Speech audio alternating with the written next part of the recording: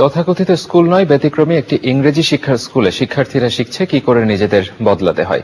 শহরে নয়, নিভৃত পল্লীর এই স্কুলের ফলাফলও বেশ ভালো। শিক্ষার্থীরা বলছে সবকিছু থেকেই আলাদা তারা। এই স্কুল নিয়ে মেহেদী হাসান সবুজের তোলা ছবিতে মোস্তফা মল্লিকের 2 পর্বের রিপোর্টের আজ রয়েছে প্রথম পর্ব। কুমিল্লার বরুড়া উপজেলার শান্ত গ্রাম সিঙ্গুর। এই গ্রামেই প্রতিষ্ঠিত হয়েছে সাহস ইন্টালেক্ট ডেভেলপমেন্ট স্কুল। সাহস স্কুল নামেই সবার কাছে পরিচিত। প্রতি বছরই একটি করে নতুন শ্রেণী যুক্ত হয় এখানে। 7 বছর আগে প্রতিষ্ঠিত এই বিদ্যালয়ের প্রথম ব্যাচের শিক্ষার্থীরা পড়ছে 7ম শ্রেণীতে।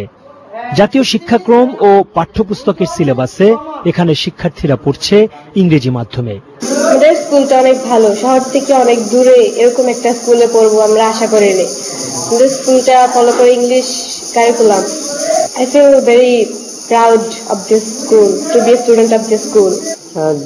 The school environment is neat and clean. The classroom of our school is very nice. এরকম একটা স্কুল হওয়া অনেক বড় একটি ব্যাপার। আমাদের আঙ্কেল রতন এই স্কুলটি তৈরি করেছেন আমাদের গ্রামের ছেলেমেয়েদের উন্নতির জন্য এবং বাংলাদেশের এগিয়ে যাওয়ার জন্য।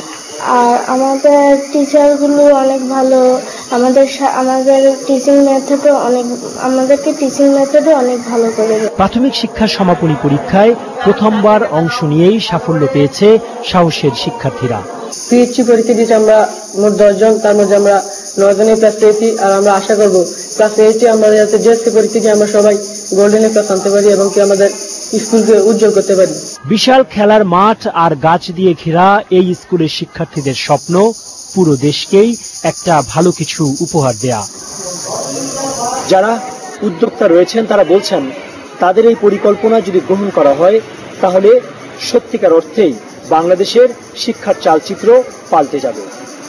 ঢাকা থেকে এতটা দূরে নিভৃত এরকম একটা পল্লীতে শিক্ষার এই যে বিনিয়োগ, এটা কিন্তু অন্যান্যদের জন্য অনুকরণীয় হতে পারে। কুমিল্লার বরুড়া উপজেলার সিঙ্গুর গ্রামের সাহস স্কুল থেকে মোস্তফা মল্লিক, চ্যানেল। এবারে রানার জেলা জনপদ প্রসঙ্গ।